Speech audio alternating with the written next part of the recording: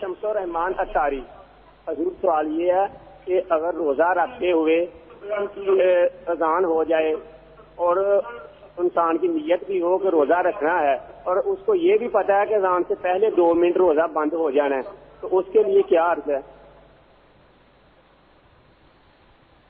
2 minute پہلے اذان سے روزہ بند کرنا یہ کوئی اس کا قانون نہیں ہے. قانون یہ ہے کہ صبح صادق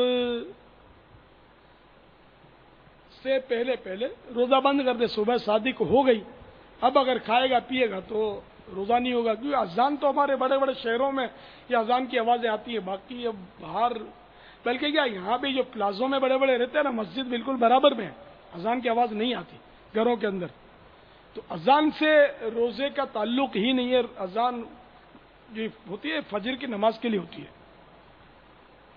تو اس لیے 2 منٹ 1 منٹ 4 منٹ 5 منٹ اس کا کوئی تعلق نہیں ہے. آپ نظام الاوقات دیکھیں، اس نظام الاوقات یعنی ٹائم ٹیبل جو روزوں کا ہوتا ہے سحری افطاری کا، تو اس سے ٹھیک ہے احتیاطاً 2-4 منٹ پہلے ہی روزہ بند کر لینا اچھا ہے. اس وقت ٹائم ٹیبل کا خیال رکھیں، اپنی گھڑی کو درست رکھیں، گھڑی بھی دھوکہ دے دیتی ہے بس اوقات. اذان سے اس کا کوئی تعلق نہیں روزے کا. واللہ تعالی اعلم ورسولہ اعلم عز وجل وصلی اللہ تعالی علیہ وآلہ وسلم. صلو علی الحبیب صلی اللہ تعالی علی محمد. صلو علی الحبیب صلی اللہ تعالی علی. بابا ایک بات ہے ایسی کہ اتنا اس پر کہا جاتا ہے اذان کا اور روزہ اور افطار کا معاملہ جدا جدا ہے، لیکن مسلسل اس کے جو کالز جمع ہوتی ہیں، سوال جمع ہوتے ہیں، ذہن بن نہیں رہا ہے لوگوں کا. اصل ہے نا کہ یار یہ نسلن بعد نسلین یہ سلسلہ چلا ہوا ہے. چلے ایسا لگتا ہے کون بتا رہے ہیں کہ چل رہا ہے؟ گھر میں بچے بھی سن کر بڑے ہوتے، وہی ذہن رہتا ہے ان کا، اذان اذان اذان اذان. یعنی کہ وہ جو لطیفے ہوتے ہیں کہ ایک جگہ ابھی یار ٹھیک ہے یہاں کی اذان باقی یار کھا لو تھوڑا، اچھا وہاں کی اذان کی آواز نہیں آئی نا، ابھی تک نہیں آئی، چلو پانی پی لو. تو یہ کیا جہالت کی وجہ سے ایسا سب ہو رہا ہے. ورنہ صاف بات ہے کہ اگر صبح صادق سے پہلے اذان دے دی تو اذان ہوگی ہی نہیں.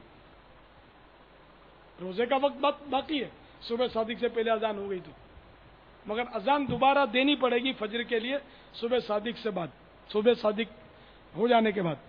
اس لیے اذان بس ہے، یہ بچپن سے جب سے ہم نے ہوش سنبھالا ہے نا، یہی سن رہے کہ وہ اذان پر افطار کرنا، اذان پر سحری کرنا. مدنی چینل انشاءاللہ مدنی انقلاب لائے گا، سوچ تبدیل کرے گا، اور سوچ کو، مسلمانوں کی سوچ کو انشاءاللہ شریعت کے تابع کرے گا انشاءاللہ. مدنی چینل دیکھتے رہیے، پابندی سے دیکھتے رہیے، انشاءاللہ آپ کو وہ معلومات کا خزانہ حاصل ہوگا کہ جو شاید آپ برسوں تک کتابیں پڑھ کر حاصل نہ کر سکیں، وہ آپ کو مدنی چینل میں بہت جلدی انشاءاللہ یہ معلومات ہو جائیں گی. اور علماء اہل سنت کی کتابیں بھی پڑھتے رہیں، سونے پہ سہاگا، کہ ہر بات ظاہر مدنی چینل پر نہیں ملے گی جو کتاب میں ملے گی. تو یہ بھی کرے وہ بھی کرے، ہر طرح سے علم دین حاصل کرتے رہیں.